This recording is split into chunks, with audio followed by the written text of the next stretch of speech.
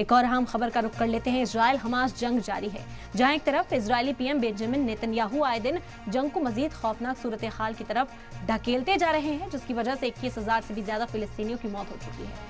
Gaza की सूरत हाल बद से बदतर होती चली जा रही है। ऐसे में सवाल ये पैदा होता है कि आखिर इजरायली पीएम बेंजामिन नेतन्याहू के सपोर्ट में क्या इजराइल की आवाम है? क्या इलेक्शन में बेंजामिन नेतन्याहू को दोबारा दिखाना चाहेंगे वो लोग? क्या अगर इलेक्शन हो तो दोबारा से इजरायली पीएम को हुकूमत की कुर्सी नसीब होगी?